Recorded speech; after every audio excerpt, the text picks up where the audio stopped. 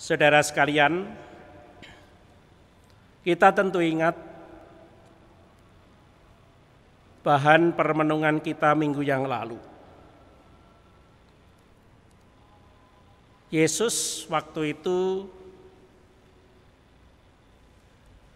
memberi tugas kepada para murid untuk pergi berdua-dua.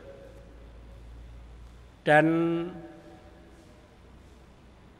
dalam penugasan itu diberi catatan, jangan membawa bekal atau uang atau baju dan seterusnya. Intinya adalah bahwa supaya para murid itu mengambil bagian dalam karya perutusan Yesus, menyampaikan kabar baik kepada orang banyak. Hari ini para rasul itu kembali dari menjalankan tugas perutusan itu. Dan dia atau mereka ini memberitahukan kepada Yesus semua yang mereka kerjakan dan ajarkan. Ini menjadi semacam laporan pertanggungjawaban. Mereka telah diberi tugas dan sekarang ini mereka kembali melaporkan segala sesuatu. Apakah itu yang diajarkan ataukah pengalaman mereka semua terkait dengan suka duka di medan perutusan. Jadi apa yang mereka tuturkan ini menjadi semacam konfirmasi atau kadang-kadang juga koreksi. Koreksi kalau mungkin ada beberapa hal yang mereka hadapi lalu mereka tidak mampu menanggapinya dengan tepat. Jadi selain laporan pertanggungjawaban, ini juga bisa dikatakan menjadi saat-saat mereka mengevaluasi kembali, menengok kembali seluruh tugas perutusan itu. Apakah sudah sesuai dengan apa yang ditugaskan oleh mereka oleh Yesus, ataukah masih ada beberapa yang perlu diperbaiki. Sehingga ini menjadi sebuah proses peningkatan dalam tugas pelayanan berikutnya.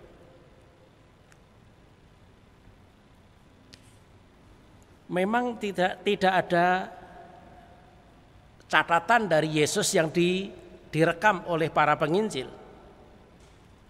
Tetapi dari apa yang dikatakan kemudian, kesan saya Yesus cukup puas, cukup bangga. Artinya metode yang dilaksanakan oleh Yesus dengan melibatkan seluruh murid dan membentuk komunitas-komunitas kecil dalam tugas perutusan itu selaras dengan kehendak Tuhan. Yesus juga melihat bahwa mereka ini bekerja dengan sungguh-sungguh. Maka Yesus mengajak mereka untuk menyingkir ke tempat yang sunyi supaya kita sendirian dan beristirahat sejenak. Nah, saudara-saudara, mengapa Yesus mengajak mereka untuk ke tempat yang sunyi dan beristirahat sejenak? Alasannya ada di ayat 31. Sebab memang begitu banyaknya orang yang datang dan yang pergi, sehingga makan pun mereka tidak sempat. Nah, itulah yang sering kita alami. Kita sibuk bekerja, mencari nafkah, meninggalkan keluarga untuk mengumpulkan katakanlah uang supaya kita dapat, keluarga kita dapat makan. supaya anak-anak kita dapat kita biayai untuk pendidikannya. Kita terserap oleh pekerjaan dan kadang-kadang kita jenuh karena dari pagi sampai petang seluruh waktu kita untuk pekerjaan itu.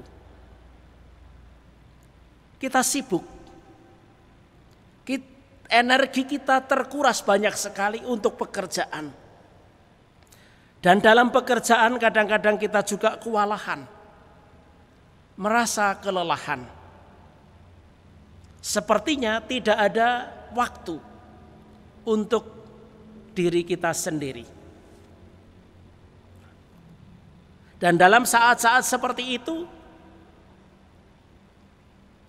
tidak jarang pula kita menjadi lebih sensitif, menjadi mudah tersinggung, dan tergoda untuk menyalahgunakan entah itu kekuasaan, entah itu lalu emosi kita terpancing. Nah, mempertimbangkan keadaan emosional, keadaan badani yang terlalu lelah, menghadapi dan mempertimbangkan kondisi pikiran yang terbebani begitu berat, maka Yesus mengajak kita semua untuk ke tempat yang sunyi. Dan itulah perlunya istirahat.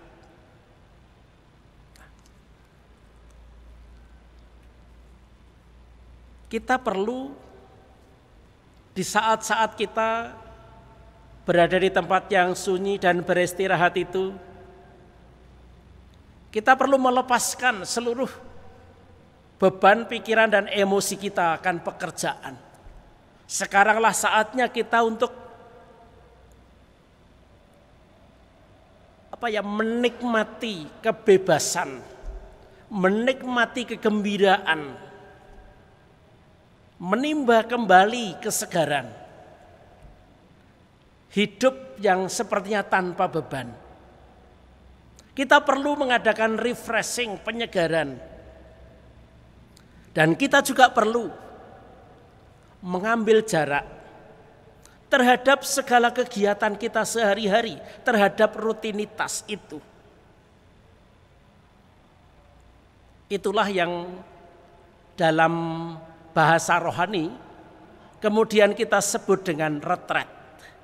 Kita mundur sejenak dari seluruh aktivitas sehari-hari untuk kemudian berkanjang dalam doa di hadapan Tuhan.